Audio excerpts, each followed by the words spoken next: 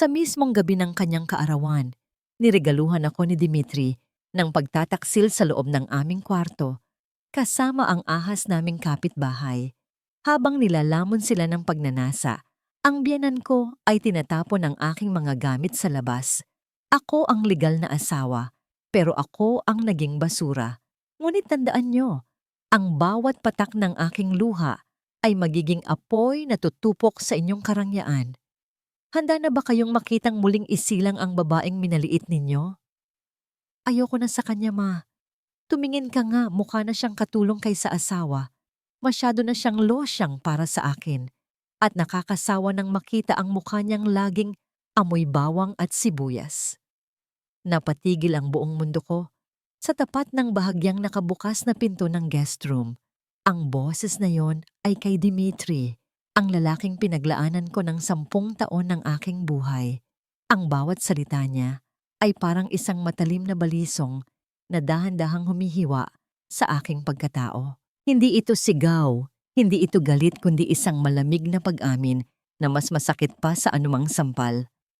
Nakatayo ako sa madilim na pasilyo, bitbit ang isang plato ng espesyal na leche flan na ginawa ko para sa kanyang 35 kaarawan. Ramdam ko ang hapdi sa aking mga daliri, mga pasong nakuha ko sa mainit na lianera habang tinitiis ko ang init ng kalan para lang maperpekto ang paborito niyang panghimagas. Ang mga kamay ko, na dati ay makinis at inaalagaan niya, ngayon ay magaspang na at puno ng kalyo dahil sa paglalaban ng kanyang mga damit at paglilinis ng bahay na ito na itinuring kong langit. Sumunod ang isang mahinang tawa, isang boses ng babae na kilalang kilala ko.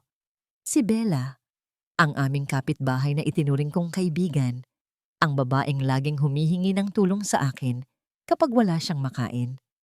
Kawawa naman si Alena, Dimitri. Pero tama ka, hindi na siya nababagay sa isang matagumpay na lalaking tulad mo. Look at her hands. Para na silang papel de liha sa kagasapangan. Sa sandaling iyon, naramdaman ko ang unti-unting pagmamanhid ng aking mga binti. Ang platong hawak ko ay tila bumigat ng 100 kilo at ang aking mga daliri ay nagsimulang manginig. Dinig ko ang pagdaus-dos ng porselana sa aking mga palad hanggang sa tuluyan itong bumagsak sa sahig. Ang tunog ng pagkabasag nito ay tila ang mismong tunog ng aking puso na nagkakapira-piraso sa gitna ng katahimikan. Bumukas ng tuluyan ng pinto. Nanlaki ang mga mata ni Dimitri habang maayos na nakaupo sa tabi ni Bella na tila walang anumang kasalanang ginagawa. Walang bahid ng pagsisisi sa kanyang mukha. Sa halip, ang nakita ko ay pagkairita. Alena, kanina ka pa ba dyan? Nakita mo na? Mabuti na rin yon para hindi na tayo magbulahan pa. Hindi ako makapagsalita. Ang lalamunan ko ay tila barado ng mapait na lason. Gusto kong sumigaw, gusto kong magtanong kung bakit, ngunit walang boses na lumalabas.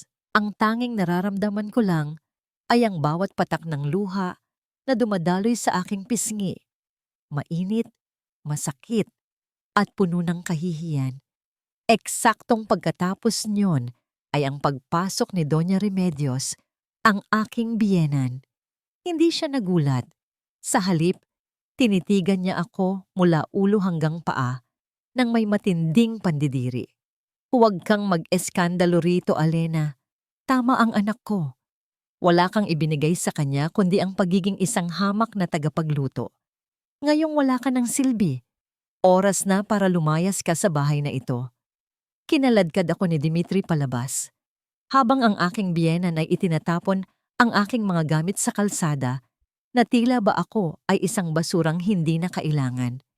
Ang ulan ay nagsimulang pumatak, malamig at malupit, na tila nakikiramay sa aking kalagayan.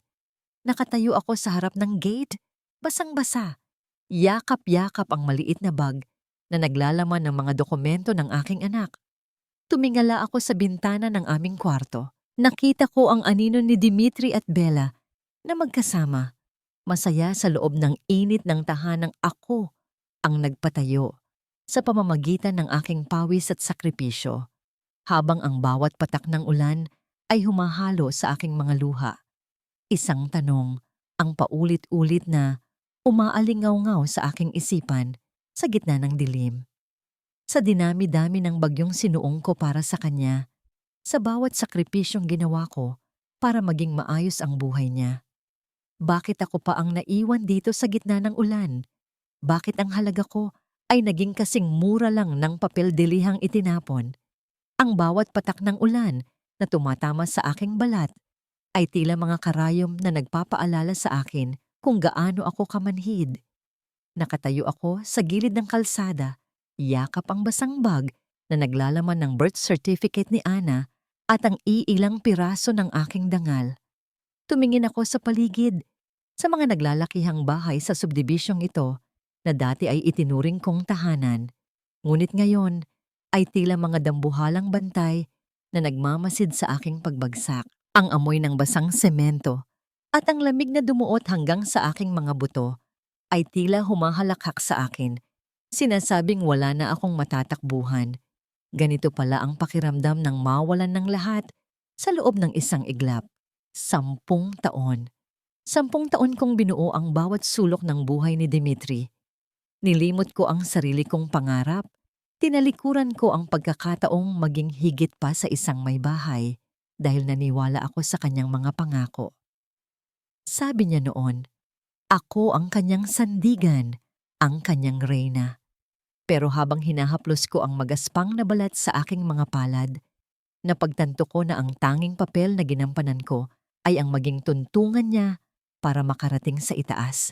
At ngayong naroon na siya, ako ay naging isang duming kailangang ipagpag. Naramdaman ko ang panginginig ng aking katawan, hindi lang dahil sa ginaw, kundi dahil sa matinding panghihina. Napasandal ako sa isang poste ng ilaw at doon, sa gitna ng kadiliman, ay bahagyang bumukas ang aking bag. Nakita ko ang isang maliit na laruang oso ni Ana na aksidenteng naisama ko sa pagmamadali.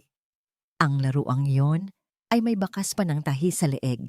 Isang tahi na ako mismo ang gumawa, gamit ang lumang karayom at sinulid dahil wala kaming pambili ng bago noon. Ang maliit na bagay na ito ang nagpaalala sa akin na may isang buhay na umaasa sa akin. Paano ko sasabihin sa aking anak na ang kanyang ama ay mas pinili ang ibang babae kaysa sa amin? Paano ko ipapaliwanag na ang bahay na dapat ay kanlungan niya ay ipinagkait na sa amin? Isang malakas na liwanag mula sa isang sasakyan ang biglang tumama sa aking direksyon. Nasilaw ako at napapikit. Inasahan na baka ito ay si Dimitri na natauhan at susunduin ako. Ngunit nang huminto ang sasakyan at bumukas ang pinto, hindi ang boses ng aking asawa ang narinig ko. Ang tunog ng mga yabag sa basang kalsada ay mabigat at direkta. Isang lalaki ang lumabas, bit-bit ang isang itim na payong at dahan-dahang lumapit sa akin. Nang tumigil siya sa aking tapat, naramdaman ko ang paghinto ng ulan sa aking ulo. Tumingala ako at nakilala ang mukhang iyon, si Igor. Ang asawa ni Bella, ang babaeng kasama ni Dimitri sa loob ng aming kwarto. Ang kanyang mga mata ay walang emosyon, ngunit may lalim ng sakit na tila sumasalamin sa sarili kong pagdurusa. Hindi ka dapat nagpapakamatay sa lamig dito, Allen. Ang kanyang boses ay malalim, tila galing sa ilalim ng lupa. Ang pag-iyak mo ay musika sa pandinig nila. Gusto mo bang hayaan silang magdiwang habang ikaw ay nagkakaganito? Tinitigan ko siya nang may halong gulat at pagdududa. Alam ba niya? Alam ba niya ang ginagawa ng kanyang asawa? Tila nabasa niya ang aking iniisip dahil bahagyang humigpit ang hawak niya sa payong. Hindi lang ikaw ang biktima rito. Ang bawat sentimong ninakaw sa iyo ni Dimitri para pambili ng mga luho ni Bella ay galing din sa mga proyektong pinaghirapan ko. Niloko tayo ng mga taong pinagkatiwalaan natin. Inilahad niya ang kanyang kamay, hindi bilang isang mangingibig, kundi bilang isang sundalong nag-aalok ng alyansa. Huwag kang sumuko sa ulan. Sumama ka sa akin at tuturuan natin silang malunod sa sarili nilang mga kasinungalingan.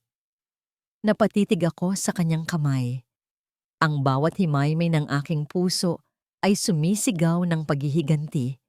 Ngunit higit pa roon ay ang matinding kailangang mabuhay para kay Ana. Sa unang pagkakataon matapos ang ilang oras na kadiliman, naramdaman ko ang isang maliit na apoy na nagmula sa kaibuturan ng aking galit. Ang Alena na tahimik na nagtitiis ay unti-unting namamatay kasabay ng bawat patak ng ulan at isang bagong muka ang nagsisimulang mabuo. Inabot ko ang kanyang kamay at sa sandaling iyon, ang lamig ay tila naglaho. Ngunit bago kami pumasok sa sasakyan, isang tanong ang bumalatay sa aking isipan na nagpabigat muli sa aking dibdib. Ano ang itataya ko sa labanang ito? Handa ba akong maging kasing lupit nila para lang makuha ang hustisya o mawawala rin ba ang sarili ko sa gitna ng digmaang ito? Hindi tayo narito para magdamayan lang, Alena. Narito tayo dahil pareho tayong ninakawan ng kinabukasan ng mga taong pinangakuan tayong sasamahan habang buhay. Ang boses ni Igor ay kasing lamig ng hanging pumapasok mula sa bintana ng kanyang sasakyan, ngunit may hatid itong kakaibang init sa aking dibdib. Nakaupo ako sa loob ng kanyang marangyang kotse, balot ng isang makapal na jacket na ibinigay niya. Ang amoy ng mamahaling leather at ang bango ng kanyang perfume ay malayo sa amoy ng ulan at putik na nakadikit sa aking balat. Ngunit sa kabila ng karangyang ito, ramdam ko ang bigat ng hangin sa loob. Isang bigat na tanging ang dalawang taong pinagtaksilan lang ang makakaunawa. Tumingin ako sa labas, sa mga patak ng ulan na gumuguhit sa salamin. Bakit mo ito ginagawa, Igor? Bakit mo ako tinutulungan? Ang aking boses ay gumaralgal, tila isang sirang plaka na pilit pinatutugtog. Asawa mo si Bella. Hindi ba dapat ay pinoprotektahan mo siya? Isang mapait na ngiti ang sumilay sa mga labi ni Igor habang mahigpit na nakahawak sa manibela. Ang kanyang mga knuckles ay pumuputi sa tindi ng pagkakahawak. Ang proteksyon ay ibinibigay sa mga taong tapat, Alena. Si Bella ay matagal nang wala sa aking panig. Hindi lang puso ang kinuha nila sa atin. Tumingin ka rito. Inabot niya sa akin ang isang makapal na folder mula sa backseat. Dahan-dahan kong binuksan ang folder sa ilalim ng malamlam na ilaw ng sasakyan. Ang aking mga daliri na nanginginig pa rin mula sa ginawa't takot ay dumaan sa mga pahina ng bank statements at mga dokumento ng ari-arian. Sa bawat numerong nababasa ko, tila may isang malaking kamay na sumasakal sa aking leeg. Nakita ko ang mga transaksyong hindi ko alam.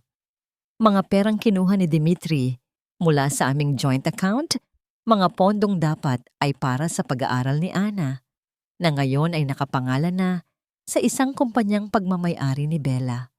Ginamit nila ang mga kumpanya ko para ilipat ang mga asset mo.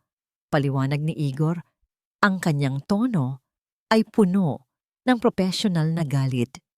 Plano nilang iwanan tayong parehong walang-wala habang sila ay nagpapakasasa sa pinaghirapan natin. Dimitri thinks he's a genius at iniisip ni Bella na makukuha niya ang lahat ng walang kapalit. Napahigpit ang hawak ko sa folder hanggang sa malukot ang mga gilid nito. Ang sakit na naramdaman ko kanina ay unti-unting napapalitan ng isang matinding puot. Isang puot na mas malakas pa sa anumang bagyo. Hindi lang nila ako niloko bilang asawa. Ninakawan nila ang kinabukasan ng aking anak. Ang bawat sentimo na itinabi ko, ang bawat sakripisyo ko para makatipid sa budget ng bahay ay napunta lang sa luho ng babaeng yon. Ano ang kailangan kong gawin? Tanong ko. Lumingon ako sa kanya ng may bagong determinasyon sa aking mga mata. Wala na ang Alena na umiyak sa ilalim ng ulan. Ang natira ay isang inang handang makipaglaban hanggang sa huling patak ng kanyang dugo. Tumitig sa akin si Igor at sa unang pagkakataon, nakita ko ang isang kislap ng paghanga sa kanyang mga mata. Kailangan nating maglaro sa kanilang antas. Ipagpapatuloy mo ang pagiging mahinang Alena sa harap nila habang dahan-dahan nating kinukuha ang mga ebidensyang kailangan natin para pabagsakin ang kanilang imperyo. I will provide the legal and financial backup, but I need you to be my eyes and ears inside their world. Tumango ako ng dahan-dahan. Ang alyansang ito ay hindi nabuo sa pag-ibig, kundi sa abo ng aming mga nawasak na pangarap. Ngunit habang tinitingnan ko ang larawan ni Ana sa aking pitaka, alam kong gagawin ko ang lahat. Nakarating kami sa isang maliit, ngunit ligtas na apartment na pagmamay-ari ni Igor. Dito ka muna mananatili. Ligtas ka rito. Anya bago bumaba ng sasakyan. Ngunit bago ako makapasok, narinig ko ang mahinang tunog ng pagdating ng isang mensahe sa aking lumang cellphone. Binuksan ko ang inbox. Ito ay mula sa isang hindi kilalang numero. Ang laman ng mensahe ay isang litrato. Ang aking anak na si Ana natutulog sa kanyang kama at sa gilid ng litrato ay ang kamay ni Bella na humahawak sa buhok ng aking anak. May kasama itong maikling sulat. Huwag ka nang susubok na bumalik, Alena. Sa akin na ang asawa mo at baka pati ang anak mo ay maging akin na rin. Nanlamig ang buong pagkatao ko. Ang folder na hawak ko ay nahulog sa sahig ng sasakyan. Ang aking lalamunan ay natuyo at ang aking puso ay tumibok ng napakabilis.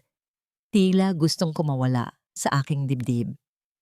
Hindi lang pala ari-arian ang gusto nilang kunin. Gusto nilang burahin ang aking pagkatao bilang isang ina. Lumingon ako kay Igor. Ang aking mukha ay maputla kaysa sa anumang patay. Igor, hawak nila ang anak ko. Mantap ah. Ang bawat himaymay ng aking laman ay nanginginig sa galit habang tinititigan ang litratong yon sa aking cellphone. Walang mas masakit para sa isang ina kaysa makitang ang kanyang anak ay hinahawakan ng kamay na pumatay sa kanyang kaligayahan. Ang mga daliri ni Bella na humahaplos sa buhok ni Ana ay tila mga galamay ng isang halimaw na dahan-dahang sumasakal sa aking leeg. Kailangan ko siyang balikan, Igor. Hindi ko hahayaang madikit ang maduming balat ng babaeng yon sa anak ko. Akma akong tatakbo palabas ng apartment nang harangan ako ni Igor. Ang kanyang mga bisig ay tila mga pader na bakal na hindi ko matibag. Alena, makinig ka. Kung babalik ka doon ng walang plano, lalamunin ka lang nila ng buo. Gagamitin nila ang emosyon mo para palabasin na ikaw ang baliw, na ikaw ang pabayang ina. Ang kanyang boses ay mariin. Pilit akong ibinabalik sa katotohanan. Magtiwala ka sa akin. Binabantayan ng mga tao ko ang bahay. Hindi nila sasaktan si Ana dahil kailangan nila ang bata para makuha ang huling piraso ng iyong pirma sa mga papeles ng lupa. Napasandal ako sa pader, dahan-dahang napaupo sa malamig na sahig. Ang bawat hininga ko ay parang may kasamang bubog. Pero paano ako makakalaban? Wala akong pera, wala akong pangalan, wala akong kahit ano. Lumapit sa akin si Igor at inabot ang isang lumang apron na nakita niya sa kusina ng apartment. Mali ka. Mayroon kang isang bagay na hinding-hindi nila makukuha sa'yo. Ang iyong galing. Iyan ang ginamit mo para itaguyod si Dimitri nung nagsisimula pa lang kayo. Ngayon, gamitin mo yan para sa sarili mo. Sa maliit na kusina ng apartment na yon, sa gitna ng hating gabi, nagsimula akong gumalaw. Ang bango ng banilya, ang tamis ng gata, at ang lagkit ng malagkit na bigas ay tila mga lumang kaibigang bumalik para damayan ako. Habang minamasa ko ang harina, iniisip ko ang bawat mukha ng mga taong nangapi sa akin. Ang bawat diin ng aking mga palad ay simbolo ng aking determinasyon. Dito sa likod ng kusinang ito, nabuo ang aking unang plano. Gagamitin ko ang aking mga kakanin. Ang mga pagkaing dati ay ikinahiya ni Dimitri dahil amoy, katulong daw ako, para makapasok muli sa kanilang mundo nang hindi nila namamalayan. Sa tulong ng mga koneksyon ni Igor, nagsimula kaming mag-supply ng mga gourmet kakanin sa mga malalaking kumpanya, kabilang na ang kumpanyang kasosyo ni Dimitri. Isang gabi, habang nag-aayos ako ng mga order, nakatanggap ako ng tawag mula kay Nanay Saling, ang matandang katulong sa mansyon ni Dimitri na nanatiling tapat sa akin. Ang kanyang boses sa kabilang linya ay puno ng takot. Alena, anak, kailangan mong malaman. Nag-aayos sila ng malaking handaan para sa anibersaryo ng kumpanya bukas at narinig kong pinag-uusapan nila ang pagbebenta sa mga alahas na minana mo pa sa iyong lola. Pambayad daw sa utang ni Dimitri. Nanigas ang aking mga kamay na puno ng harina. Ang mga alahas na yon, ang huling alaala ko mula sa aking pamilya.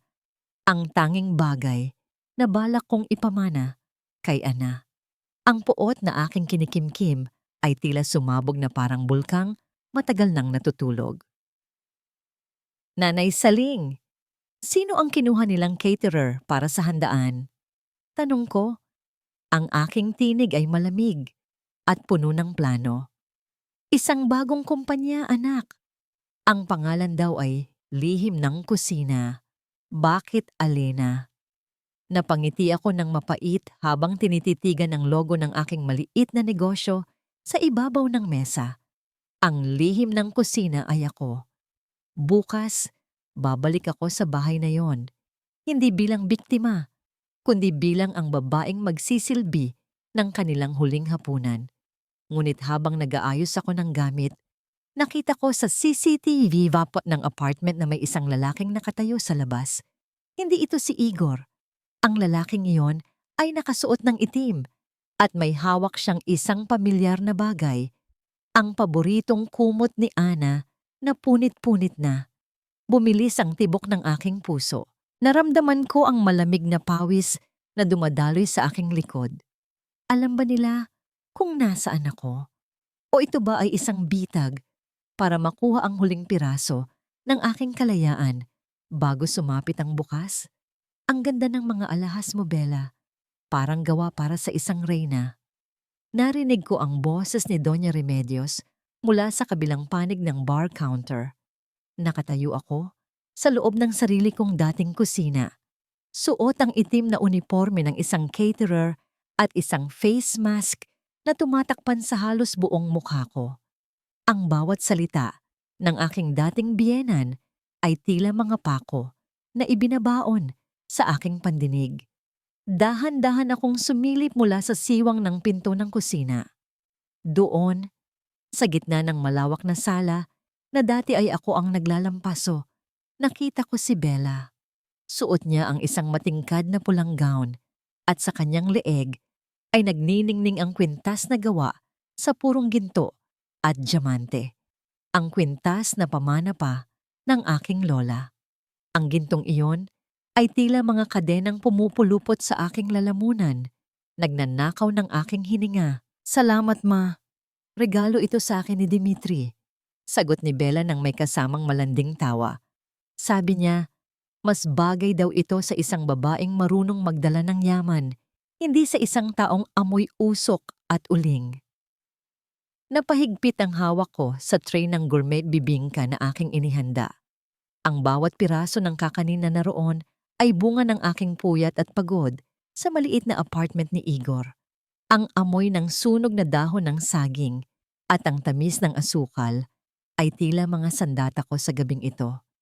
Sa isip ko sinabi ko, tikman ninyo ang tamis ng aking paghihiganti dahil ito na ang huling pagkakataong makakakain kayo ng marangya. Lihim ng kusina? Napakasarap ng mga kakanin ninyo. Bati ng isang panauhin habang inilalapag ko ang mga tray sa mahabang mesa. Hindi ako kumikibo. Nanatili akong nakayuko. Pinagmamasdan ng bawat kilos ni Dimitri na ngayon ay mayabang na nakikipag-usap sa mga business partners ni Igor. Hindi niya alam na ang bawat kontratang pinagyayabang niya ay isa ng patibong na dahan-dahang nagsasara. Sa isang sulok, nakita ko ang aking anak na si Ana. Nakaupo siya sa isang maliit na silya, malayo sa ingay ng party. Ang kanyang mga mata ay malungkot at tila naghahanap ng isang pamilyar na mukha. Nang magtama ang aming paningin, Naramdaman ko ang isang matinding kurot sa aking puso. Gusto kong tumakbo. Gusto ko siyang yakapin at sabihing, "Anak, narito na si Mama." Pero kailangan kong magtiis. Ang tiis na dati ay para sa aking asawa, ngayon ay para sa aming kalayaan. Dahan-dahang lumapit sa akin si Nanay Saling habang nagkukunwaring nag-aayos ng mga kubyertos. "Alena, anak, nasa kwarto ni Dimitri ang mga dokumento ng lupa. Kanina lang ay nakita ko siyang may pinirmahang papeles kasama ang isang abogado. Mukhang ibebenta na nila ang ancestral house ninyo bukas na bukas din." Nanigas ang aking buong pagkatao. Ang ancestral house na yon, ang huling muog ng aking dangal. Hindi ko hahayaang maibenta nila ang alaala ng aking mga magulang. Lumingon ako kay Igor, na nasa kabilang dulo ng silid. Nagbigay ako ng isang maliit na tango. Ito na ang hudyat. Habang ang lahat ay abala sa pagkain at tawanan, dahan-dahan akong umakyat sa itaas.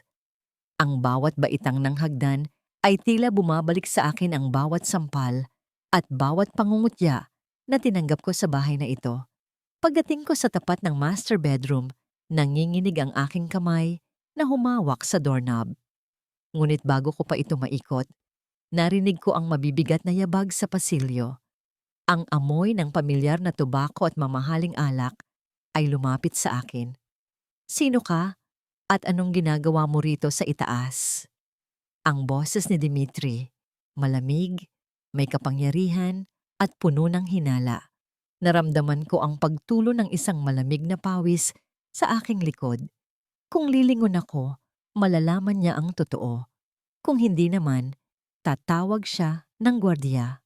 Nakatayo ako roon, tila isang magnanakaw sa sarili kong tahanan, habang ang anino ni Dimitri ay dahan-dahang lumalamon sa aking kinaroroonan. Naramdaman ko ang paghinto ng pagtibok ng aking puso sa bawat segundong lumilipas habang ang anino ni Dimitri ay unti-unting lumalapit. Ang bawat hibla ng aking uniforme ay tila naging kasing bigat ng bakal at ang pawis sa aking noo ay nagsimulang gumapang pababa sa aking mga mata. Hindi ako pwedeng lumingon. Hindi sa pagkakataong ito na ang lahat ng pinaghirapan namin ni Igor ay nakataya. "Naghahanap lang po ako ng basurahan, sir. Pasensya na po. Naligaw ako." Ang aking boses ay sadyang ginawa kong paos at mababa. Pilit na itinatago ang pamilyar na tono na 10 taon niyang napakinggan. Nanatili akong nakayuko, pinagmamasdan ang dulo ng kanyang mamahaling sapatos na kumikinang sa ilalim ng ilaw ng pasilyo. Bumuntong hininga si Dimitri, isang tunog ng pagkayamot na hinaluan ng yabang. "Ang mga katulong talaga. Kahit kailan ay walang disiplina. Bumaba ka na bago ko patawagan ang agency ninyo at siguraduhin mong malinis ang bawat sulok ng kusina ko dahil ayaw ko ng amoy ng mahirap sa bahay na ito." Dahan-dahan akong tumalikod at naglakad palayo. Ang bawat hakbang ko ay puno ng kaba, ngunit may kasamang tagumpay. Sa loob ng aking bulsa, naroon ang isang maliit na USB drive na naglalaman ng mga digital record ng kanyang mga illegal na transaksyon na mabilis kong nakuha sa gitna ng tensyon. Ang ancestral house ay ligtas pa sa ngayon dahil ang papeles na nakita ko ay kailangan pa ng aking pirma, isang pirma na hinding-hindi niya makukuha. Pagbaba ko sa sala, nakita ko si Igor na dahan-dahang lumalapit kay Dimitri. May hawak siyang isang baso ng mamahaling wine at ang kanyang mukha ay suot ang maskara ng isang mapagkakatiwalaang kaibigan. Ito na ang simula ng bitag. "Dimitri, my friend, akala ko ay nakalimutan mo na ang usapan natin tungkol sa bagong real estate project sa Tagaytay," bati ni Igor nang may malawak na ngiti. Ang kanyang boses ay tila isang musika na puno ng pangako ng yaman. Isang pangakong alam naming pareho na mauuwi sa abo. Nanliit ang mga mata ni Dimitri sa tuwa. "Igor, of course not. Kausap ko lang ang abogado ko. Handa na ang pondo. Kailangan ko lang ng kaunting panahon para maayos ang mga papeles ng collateral. Huwag kang mag-alala, Dimitri. Alam mo namang malakas ka sa akin, pero kailangan nating mapirmahan ang initial agreement ngayon din. Maraming investors ang naghihintay at ayaw kong mawala sa iyo ang pagkakataong ito na maging pinakamayaman sa industriyang ito. Udyok ni Igor habang inilalapag sa mesa ang isang makapal na dokumento. Pinanood ko mula sa dilim ng kusina ang eksenang yon. Ang bawat pirasong kakanin na kinakain nila ay tila mga huling hapunan ng isang taong malapit ng mabitay. Nakita ko ang pananabik sa mukha ni Dimitri habang binubuklat ang mga pahina. Hindi niya alam na ang proyektong binabanggit ni Igor ay isang shell company, isang kumpanyang walang laman, at ang bawat dokumentong pipirmahan niya ay maglilipat ng kanyang natitirang ari-arian sa isang trust fund na nakapangalan kay Ana sa ilalim ng aking pangangalaga. Ang kasakiman ni Dimitri ang naging pinakamalaki niyang kalaban. Pinirmahan niya ang bawat pahina nang walang pag-aalinlangan habang si Bella ay nakasandal sa kanyang balikat, nakatingin sa mga papeles na tila nakakita ng ginto. Sa bawat kaskas ng panulat sa papel, ang kanilang kapangyarihan ay dahan-dahang naglalaho. Done! Deklara ni Dimitri nang may pagmamalaki. Itinaas niya ang kanyang baso. To our success, Igor! To your destiny, Dimitri! Sagot ni Igor nang may kakaibang diin sa bawat salita. Nagkatitigan kami ni Igor mula sa malayo. Ang kanyang mga mata ay nagbigay ng isang tahimik na hudyat. Nakuha na namin ang lahat ng kailangan namin. Ngunit habang naghahanda akong umalis sa kusina, narinig ko ang isang malakas na sigaw mula sa sala. Nasaan ang kwintas ko? Ang kwintas na ibinigay sa akin ni Dimitri. Boses iyon ni Bella. Ang nagniningning na kwintas na kanina lang ay nasa kanyang leeg ay wala na. Nagkagulo ang mga panauhin. Ang bawat mata ay dahan-dahang bumaling sa aming mga caterer. At doon ko napagtanto ang isang pagkakamali. Ang USB drive na nasa bulsa ko ay may kasamang maliit na lock na hugis diamante na katulad ng disenyo ng nawawalang kwintas. Nagsimulang maglakad si Dimitri patungo sa kusina. Ang kanyang mukha ay puno ng galit. I-search niyang lahat ng mga caterer. Walang aalis sa bahay na ito hanggang hindi nakikita ang kwintas ni Bella. Bumilis ang tibok ng puso ko. Kung makikita nila ang USB drive, mabubunyag ang lahat. Sa gitna ng kaguluhan, naramdaman ko ang isang kamay na humawak sa aking braso mula sa likod. Hindi si Dimitri. Ito ay si Nanay Saling na may hawak na isang basahan na puno ng uling. Alena, anak, ibigay mo sa akin ang USB. Bilis. Bulong niya. Ngunit bago ko pa maabot ang drive sa kanya, narinig ko ang yabag ni Dimitri sa mismong pintuan ng kusina. Huwag kayong kikilos. Walang lalabas sa kusinang ito. Ang boses ni Dimitri ay dumagundong sa loob ng maliit na espasyo. Kasing talim ng mga kutsilyong nakasabit sa dingding. Nakatayo ako sa gitna ng mga katrabaho ko. Ang aking mukha ay nakatungo at ang aking mga kamay ay nakatago sa ilalim ng apron. Ramdam ko ang bawat pintig ng aking puso. Mabilis, malakas, tila isang tambol na nagbababala ng panganib. Ang USB drive sa aking palad ay tila naging isang mainit na uling na humahapdi sa aking balat. Nararamdaman ko ang presensya ni Dimitri habang dahan-dahan siyang naglalakad sa harap ng bawat isa sa amin. Ang bawat hakbang niya sa tili na sahig ay tila isang hatol ng kamatayan. Nang huminto siya sa harap ko, naramdaman ko ang kanyang mapanuring tingin. Ang amoy ng alak at mamahaling tobako na dala niya ay nagpabalik sa akin sa mga gabing naghihintay ako sa kanya. Ngunit ngayon, ang amoy na yon ay nagdudulot na lamang sa akin ng pandidiri. Ikaw, maras niyang sabi, habang hinahawakan ang aking balikat. Bakit nanginginig ka? May itinatago ka ba? Sa sandaling iyon, dumaan si Nanay Saling sa pagitan namin.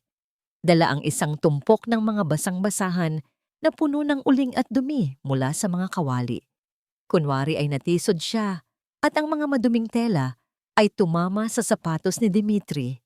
Ay pasensya na po sir, ang dulas po kasi ng sahig. Habang nagmumura si Dimitri at pinupunasan ng kanyang sapatos, mabilis kong isiningit ang USB drive sa loob ng lukot na basahan na hawak ni Nanay Saling. Ang aming mga mata ay nagtagpo sa isang maikling sandali, isang tahimik na pangako ng katapatan. Dinala ni Nanay Saling ang mga basahan palabas at kasabay nito ang paghinga ko ng maluwag. Ang mabigat na pasanin sa aking dibdib ay tila gumaan, ngunit ang panganib ay hindi pa tapos. Tama na yan, Dimitri. Nakakahiya sa mga bisita. Ang boses ni Igor ay narinig mula sa pinto ng kusina. Pumasok siya ng may awtoridad. Ang kanyang mukha ay seryoso at walang bahid ng pag-aalinlangan. Ang kwintas ni Bella ay hindi ninakaw ng mga taong ito. Nakita ko ang isang piraso nito sa carpet sa labas ng kwarto mo. Nagmamadaling lumabas si Dimitri. Kasunod si Bella na patuloy sa pag-iyak na tila isang batang inagawan ng laruan. Sumunod kami ni Igor sa sala kung saan ang mga panauhin ay nagbubulungan na. Doon, sa gitna ng carpet, ay nakalatag ang kwintas na nagniningning sa ilalim ng chandelier. Ngunit nang pulutin ito ni Igor at itapat sa ilaw, isang kakaibang ngiti ang sumilay sa kanyang mga labi. Dimitri, mukhang may kailangan kang ipaliwanag kay Bella, sabi ni Igor ng malakas, sapat para marinig ng lahat. Ang kwintas na ito, hindi ito tunay na diamante. Ito ay isang high-quality imitation, isang zircon na nagkakahalaga lang ng barya kumpara sa sinasabi mong halaga nito. Ang katahimikan sa sala ay naging kasing bigat ng bakal. Nakita ko ang pagpula ng mukha ni Dimitri habang ang mga bisita ay nagsimulang magtawanan sa likod ng kanilang mga palad. Ang kahihiyan o hiya ay bumalot sa kanya, isang bagay na mas masakit para sa isang lalaking tulad niya kaysa sa mawalan ng pera. Lumingon si Bella kay Dimitri, ang kanyang mga mata ay puno ng pagkabigla at puot. Ano? Fake ito? Dimitri, sabi mo sa akin ay milyon-milyon ang halaga nito. Sabi mo ay galing ito sa isang sikat na auction. Bella, makinig ka. Nagkamali lang siguro ang pinagbilhan ko. Pautal-utal na sagot ni Dimitri habang pilit na iniiwahas ang tingin sa mga tao. Ngunit hindi doon nagtapos ang pagguho ng mundo ni Bella. Lumapit ako ng kaunti, sapat para makita niya ang aking mga mata sa likod ng maskara. Sa sandaling iyon, dahan-dahan kong ibinaba ang aking face mask. Ang pagkabigla sa mukha ni Bella ay hindi matutumbasan ng anumang salita. Ang kanyang labi ay nanginig at ang kanyang mukha ay naging kasing puti ng papel. Ang katotohanan ay mas masakit kaysa sa pekeng diamante, Bella. Bulong ko sa aking isipan habang nakatitig sa kanya. Hindi lang kwintas ang peke sa buhay mo. Pati ang lalaking inaakala mong magbibigay sa iyo ng langit ay isang malaking kasinungalingan. Sa gitna ng kahihiyang yon, isang malakas na tunog ng pagbagsak ang narinig mula sa itaas. Ang boses ng aking anak na si Ana ay sumigaw sa takot. Tumakbo ako patungo sa hagdan. Ang puso ko ay muling binalot ng kaba. Sa itaas, nakatayo ang isang lalaking nakaitim, ang lalaking nakita ko sa CCTV, at hawak niya si Ana habang nakatutok ang isang matalim na bagay sa leeg ng aking anak. Walang lalapit.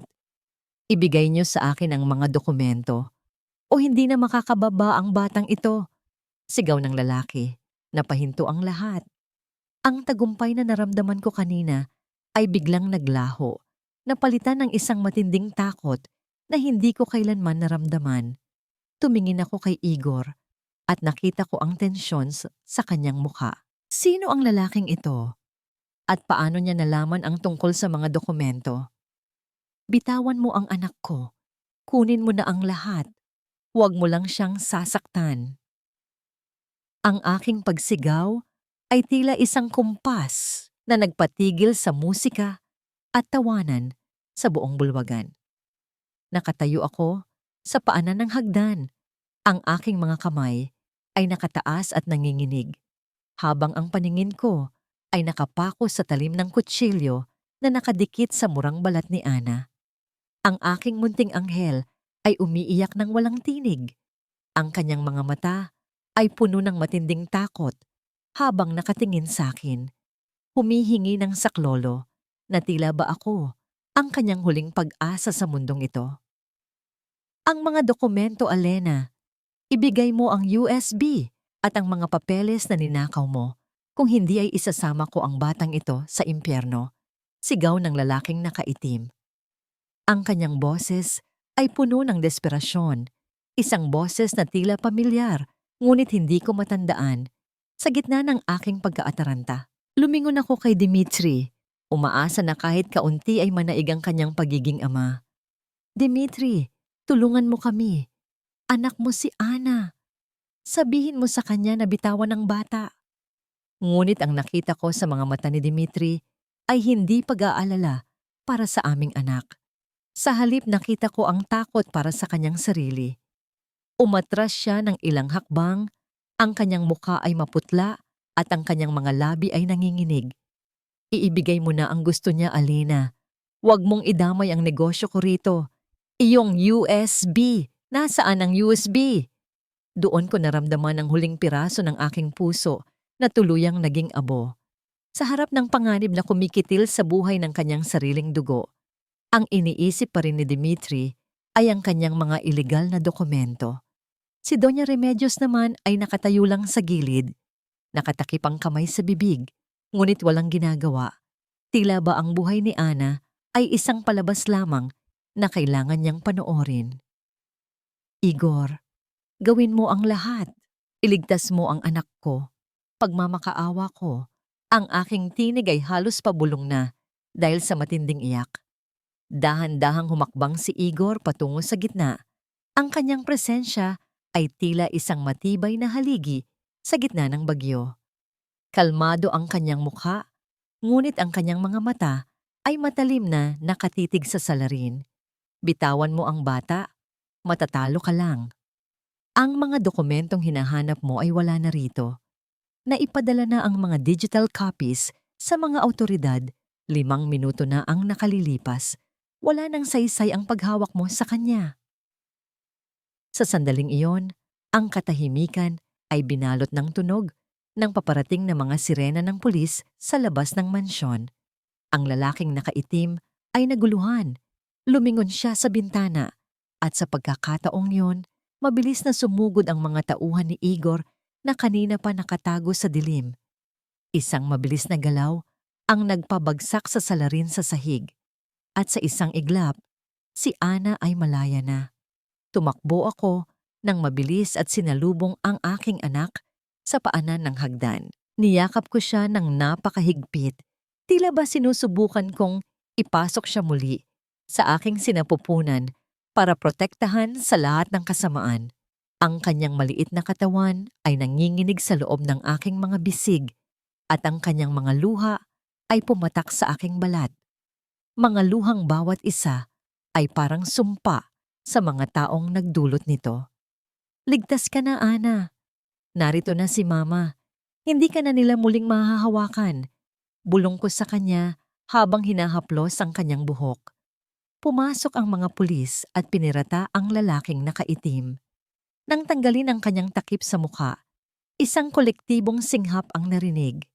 Siya ang tauhan ni Doña Remedios, ang lalaking laging kasama ng aking biyenan sa bawat lakad nito. Lumingon ako kay Doña Remedios at nakita ko ang pagguho ng kanyang maskara ng pagiging banal. Ang katotohanan ay lumabas na. Handa silang pumatay ng sariling apo para lang itago ang kanilang mga kasalanan. Isang linggo ang lumipas at ang takot ay napalitan ng paninindigan. Nakatayo ako sa harap ng malaking pintuan ng korte. Suot ang isang simpleng puting damit. Kasama ko si Igor na nagsisilbing aking sandigan sa labanang ito. Ito na ang araw ng paghatol. Hindi lang ito tungkol sa pera o ari-arian, kundi tungkol sa pagbawi sa aking dangal at sa kinabukasan ni Ana. Nang pumasok kami sa loob, Nakita ko si Dimitri at Bella na nakaupo sa kabilang panig. Wala na ang kanilang rangya. Ang mukha ni Dimitri ay puno ng pagod at si Bella ay tila hindi makatingin ng diretso sa akin. Ang bawat ebidensyang nakalap namin, ang mga fake na transaksyon, ang pagtataksil at ang tangkang pagpatay ay nakalatag na sa harap ng hukom. Tumayo ang lahat para sa kagalang-galang na hukom. Anunsyo ng clerk of court. Huminga ako ng malalim. Hinawakan ko ang maliit na krus sa aking leeg at tumingin sa itaas. Sa sandaling ito, hindi na ako ang Alena na sunod-sunuran. Ako ang Alena na muling isinilang mula sa apoy ng pagtataksil. Ngunit bago pa man makapagsalita ang hukom, isang pamilyar na boses ang sumigaw mula sa likuran ng korte. Itigil ang pagtitipon na ito. Mayroon kaming ebidensya na magpapatunay na si Alena ay hindi nararapat maging ina.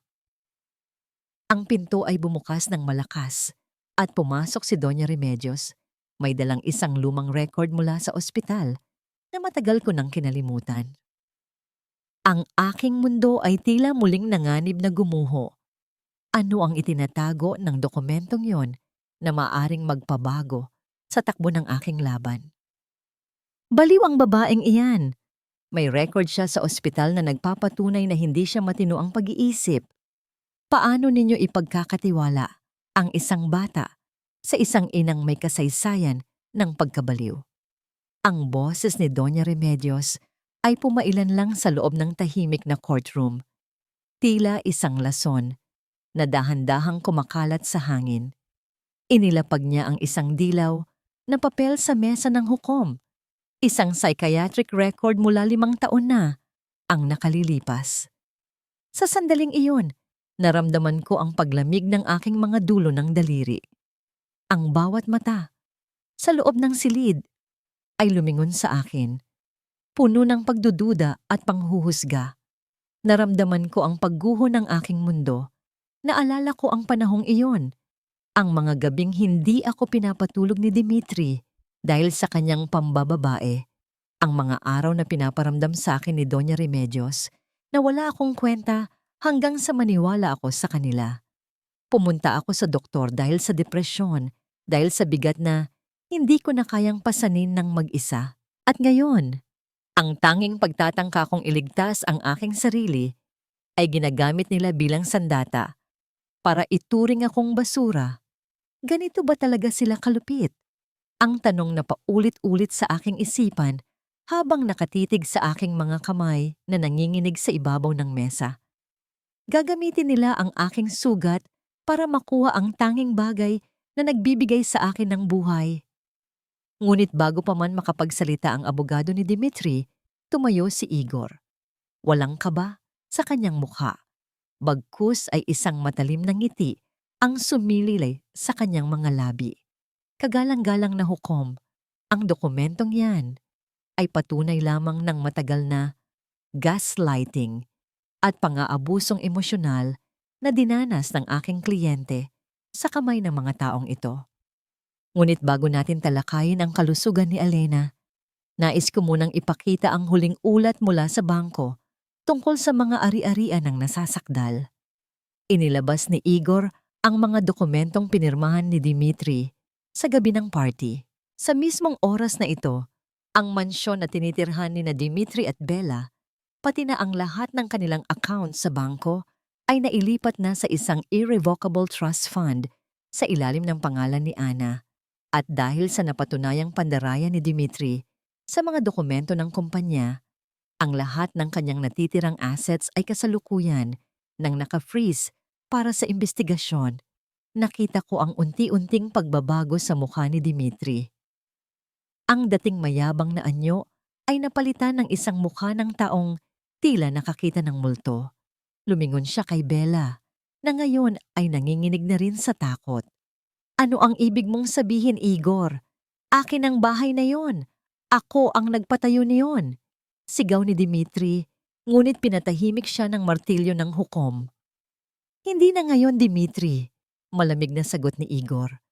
Sa ilalim ng batas, ang mga dokumentong pinirmahan mo ay voluntaryong paglilipat ng ari-arian bilang pambayad sa mga utang mo sa kumpanyang kinulimbatan mo.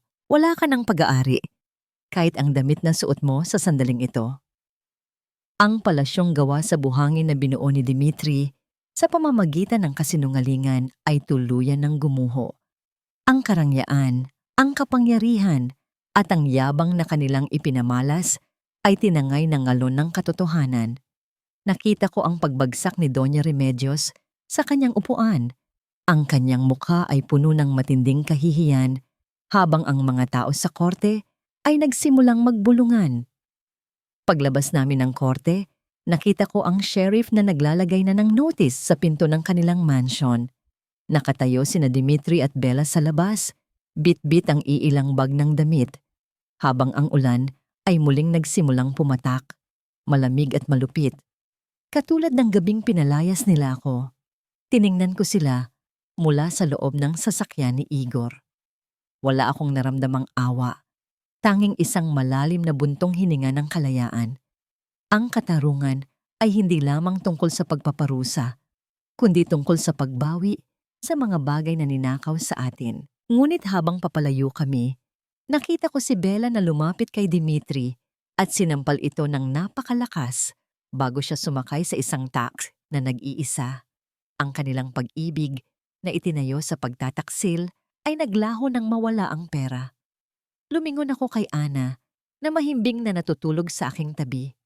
Lahat ng ito ay para sa'yo, anak, bulong ko. Ngunit bago kami makarating sa aming bagong tahanan, nakatanggap si Igor ng isang tawag. Ang kanyang mukha ay biglang nagseryoso. Alena, tumakas si Doña Remedios bago pa siya madala ng mga pulis para sa kaso ng kidnapping at may iniwan siyang mensahe sa pader ng apartment niyo. Naramdaman ko ang muling paglamig ng aking balat. Ang laban na akala ko ay tapos na ay tila papasok sa isang mas madilim na yugto. Ano ang kayang gawin ng isang taong wala nang mawawala? Nakatayo ako sa harap ng salamin ng aking bagong opisina. Suot ang isang maayos na blazer na kulay asul. Ang bango ng sariwang kape at ang amoy ng bagong luto na bibingka mula sa aking kusina sa ibaba ay tila isang yakap na nagpapadama sa akin ng tunay na tagumpay. Wala na ang amoy ng usok at uling na dati ay ikinahiya ni Dimitri. Ngayon, ang mga amoy na ito ang naging simbolo ng aking imperyo. Ang lihim ng kusina ay hindi na lamang isang maliit na negosyo. Ito na ang pinakasikat na catering service sa lungsod. Ngunit ang katahimikan ng aking umaga ay nagulo nang makita ko mula sa malaking bintana ang isang pamilyar na anino sa labas ng aking gate. Isang lalaki ang nakatayo roon. Ang balikat ay bagsak at ang suot na barong ay gusot at marumi. Sa malayo pa lang, ramdam ko na ang aura ng pagkatalo. Dahan-dahan akong bumaba, kasunod si Igor, na laging nakabantay sa bawat hakbang ko. Nang buksan ng gwardiya ang gate, bumungad sa akin ang mukha ni Dimitri. Ang dating makinis niyang balat ay tila natuyo sa ilalim ng init ng araw. At ang kanyang mga mata ay lubog at puno ng puyat. Ang amoy ng alak na nagmula sa kanya ay humahalo sa amoy ng alikabok sa kalsada. Nang makita niya ako, bigla siyang lumuhod sa semento. Ang mismong sementong naging saksi sa pagpapalayas niya sa akin noon. Alena, Alena, parang awa mo na. Ang kanyang boses ay nanginginig. Halos hindi ko na makilala dahil sa paos. Nagkamali ako. Niloko ako ni Bella. Pagkatapos mawala ng pera at ari-arian, iniwan niya ako sa kangkungan. Wala na akong matuluyan, Alena. Gutom na ako. Tiningnan ko siya nang walang kahit anong emosyon. Naalala ko ang gabing nakatayo ako sa ulan. Yakap ang anak ko habang tinatawanan niya ako mula sa loob ng aming bahay. Naalala ko kung paano niya sinabing, "Lusyang, ako at amoy katulong." Ang bawat hapdi ng kanyang pangungutya ay tila mga peklat na ngayon ay nagbibigay sa akin ng lakas na huwag man lambot. Dimitri, tumayo ka riyan. Nakakahiya sa mga customer ko. Malamig kong sabi habang ini-avoid ang paghawak sa kanya. Ang pagluhod mo ay hindi makakapagbalik sa 10 taon na kinuha mo sa akin. Ang gutom na nararamdaman mo ngayon ay maliit na bahagi lang ng gutom na naramdaman namin ni Ana para sa pagmamahal at respeto mo. Patawarin mo ako, Alena. Gawin mo akong kahit anong trabahador dito, kahit tagahugas ng plato. Gusto ko lang makasama si Ana. Pagsusumamo niya habang pilit na hinahawakan ang dulo ng aking sapatos. Mabilis akong umatras. Huwag mong gamitin ang anak ko para makuha ang gusto mo. Noong kailangan ka niya, nasaan ka? Noong tinututukan siya ng kutsilyo ng tauhan ng nanay mo, nasaan ang pagiging ama mo? Dimitri, wala ka ng puwang sa buhay namin. Ang katarungan ay nakamit na namin. At ang pagkakaubos mo ay bunga ng sarili mong kasakiman. Lumingon ako kay Igor na dahan-dahang lumapit at nag-abot ng isang maliit na sobre kay Dimitri. Iyan ay sapat na pambili mo ng pagkain at pamasahe pa uwi sa probinsya ninyo. Huwag mo nang susubukan na lumapit muli kay Alena o kaya na. Dahil ang susunod na pagkakataon ay hindi na sa harap ng opisina ang bagsak mo, kundi sa likod ng rehas. Ang boses ni Igor ay puno ng babala na tila isang talim ng kidlat. Naiwan si Dimitri na nakaluhod sa gitna ng init ng araw. Umiiyak at nagsisisi sa gitna ng kalsada. Ito ang karma na matagal nang hinihintay ng mga taong pinagkakaitan ng hustisya. Ang taong dating itinuring akong basura, ngayon ay siya ng basurang tinatapon ng tadhana. Ngunit habang papasok kami muli sa loob, naramdaman ko ang isang kakaibang panginginig sa aking bulsa. Ang aking cellphone ay tumunog. Isang video call mula sa isang hindi kilalang account. Nang sagutin ko ito, bumilis ang tibok ng puso ko. Ang screen ay nagpakita ng isang madilim na silid at sa gitna nito ay nakatali si Nanay Saling, ang matandang katulong na tumulong sa akin. Sa likod niya, lumitaw ang mukha ni Doña Remedios na may hawak na isang mitya at isang bote ng gasoline. Ang kanyang mga mata ay puno ng kabaliwan. Akala mo ba ay tapos na ang lahat, Alena? Kung hindi ko makukuha ang yaman ko, sisiguraduhin kong magluluksa ka habang buhay. Isang pagkakamali mo lang at magiging abo ang tanging saksi ng iyong tagumpay. Ang boses ni Doña Remedios ay tila nanggagaling sa kailaliman ng lupa, puno ng puot na wala ng lunas. Naramdaman ko ang paghinto ng daloy ng aking dugo. Nakita ko sa screen ang nanginginig na anyo ni Nanay Saling, ang matandang babaeng nagmula pa sa hirap, ang tanging taong yumakap sa akin noong itinapon ako ng sarili kong asawa, ay ngayon ay naging biktima ng kabaliwan ng isang babaeng hindi tanggap ang sariling pagbagsak. Ang amoy ng gasolina ay tila humahalimuyak sa aking imahinasyon, masangsang at mapanganib. Ma, itigil mo na ito. Wala kang mapapala. Sigaw ko sa telepono habang ang aking kabilang kamay ay mabilis na nagbibigay ng hudyat kay Igor. Ang bawat segundo ay tila isang oras sa bagal habang sinusubukan naming tuntunin ang lokasyon ng tawag. Isang nakakakilabot na tawa ang sumunod. Wala na akong pamilya, wala na akong mansyon, wala na ang dangal ng mga pangalang itinaguyod ko. Dahil sa iyo, Alena, ang anak ko ay naging pulubi. Ngayon, kukunin ko ang mahal mo sa buhay. Sa pamamagitan ng GPS tracking na mabilis na ginawa ng security team ni Igor, nalaman naming nasa lumang dampa sila sa dulo ng aming bayan, ang dampa kung saan nagsimula ang aking lola sa paggawa ng mga kakanin. Isang mabilis na pagtakbo patungo sa sasakyan, ang bawat hininga ko ay puno ng panalangin.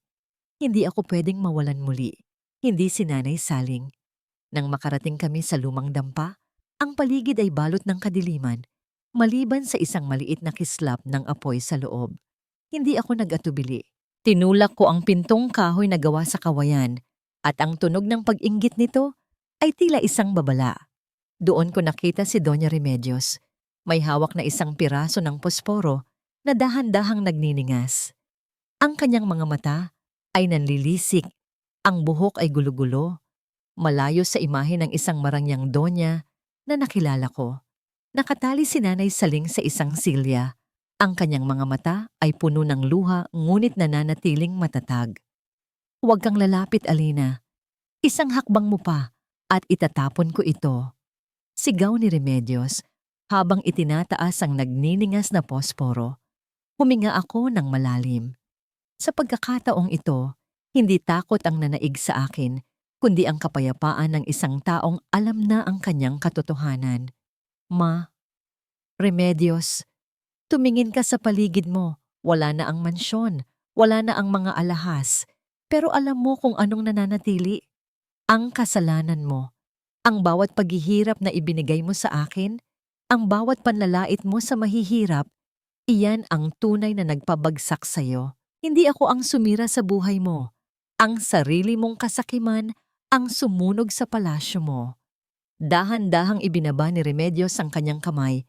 Ang kislap ng apoy ay tila sumasalamin sa kawalan ng pag-asa sa kanyang mga mata. Sa sandaling iyon, mabilis na sumugod si Igor at ang mga awtoridad. Naagaw ang posporo bago pa ito makapinsala.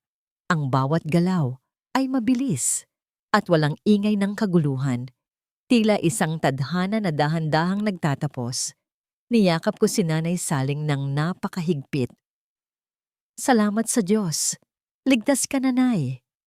Habang pinuputol ng mga pulis ang mga tali, lumingon ako kay Doña Remedios na ngayon ay pinuposas na. Wala na siyang imik, tila isang lantang gulay na tinangay ng hangin. Ang kanyang pagbagsak ay ganap na. Wala siyang maiiwan, kundi ang isang pangalang naging simbolo ng kalupitan. Paglabas namin sa dampa, ang liwanag ng bukang liwayway ay nagsimulang sumilip sa langit. Ang bawat kulay ng asul at kahel ay tila isang bagong pahina ng aking buhay. Lumingon sa akin si Igor. Ang kanyang mga mata ay puno ng paghanga at isang bagay na mas malalim pa sa pagiging magkaibigan. Tapos na ang lahat, Alena. Malaya ka na. Bulong niya sa akin habang ang hangin ng umaga ay humahaplos sa aming mga mukha. Napangiti ako, hindi dahil sa nakuha ko ang hustisya, kundi dahil sa wakas, nahanap ko na ang kapayapaang hindi kayang bilhin ng anumang yaman. Ang bawat sugat ng aking nakaraan ay naging mga pilat ng karangalan. Ang Alena na amoy uling at bawang ay isa ng ganap na reyna, hindi ng isang kaharian, kundi ng kanyang sariling buhay. Ang amoy ng sariwang dahon ng pandan at ang tamis ng bagong piga na gata ay dahan-dahang humahalimuyak sa loob ng aking malawak na kusina. Hindi na ito ang madilim at masikip na sulok kung saan ako dati ay umiiyak habang nagluluto. Ito ay isang templo ng aking pagsisikap, isang lugar kung saan ang bawat luto ko ay hinahangaan ng marami. Ang sikat ng araw sa umaga ay dahan-dahang pumapasok sa malalaking bintana. Nagbibigay ng gintong liwanag sa aking mga kamay. Ang mga kamay na ito, na dati ay ikinahiya dahil sa kalyo at gaspang, ngayon ay ang mga kamay na nagpatayo ng isang imperyo at nagbigay ng dangal sa aking pagkatao. Lumipas na ang isang taon mula nang gumuho ang mundo ni na Dimitri at Bella. Balita ko ay bumalik si Dimitri sa kanilang probinsya, nakatira sa isang maliit na dampa na tila kasing lungkot ng gabing pinalayas niya ako. Ang kanyang bawat araw ay puno ng pagsisisi, habang si Bella naman ay nawala na.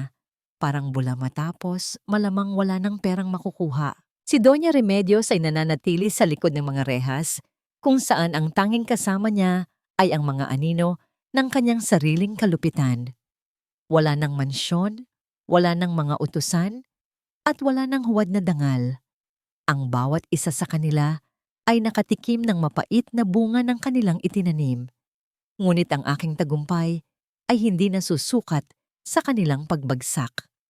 Ang tunay na katarungan ay ang makita ko ang aking anak na si Ana na tumatakbo sa damuhan, tumatawa nang walang bahid ng takot o pag-aalinlangan. Nakatitig ako sa kanya habang suot ang kanyang uniforme sa isang prestihiyosong paaralan. Ang kanyang mga mata ay nagniningning sa pag-asa. Pinatawad ko na ang nakaraan, hindi dahil karapat-dapat sila, kundi dahil karapat-dapat ako sa kapayapaan. Ang bawat sugat sa aking puso ay naghilom na. Nag-iwan ng mga peklat na nagsisilbing paalala na ako ay isang manlalaban. Pumasok si Igor sa aking opisina, dala ang mga bagong kontrata para sa aming susunod na malaking proyekto. Nanatili siyang tapat na kaibigan at kasosyo sa negosyo. Ang bawat tingin niya ay puno ng paggalang, isang bagay na matagal kong hinangad nung ako ay asawa pa ni Dimitri. Hindi man kami nagmamadali sa anumang laro ng puso. Ramdam ko ang seguridad sa kanyang presensya. Sa ngayon, ang aking kaligayahan ay nagmumula sa katotohanang kaya kong tumayo sa sarili kong mga paa, na hindi ko kailangan ng isang lalaki para maging ganap ang aking pagkatao. Lumapit ako sa bintana at pinagmasdan ang aking mga manggagawa na masayang nag-aayos ng mga order para sa lihim ng kusina. Ang bawat piraso ng kakanin na lumalabas sa aking gusali ay may dalang kwento ng muling pagsilang. Ang pag-asa ay hindi isang bagay na dumarating lang. Ito ay isang bagay na pinaghihirapan, pinaglalaban, at pinoprotektahan.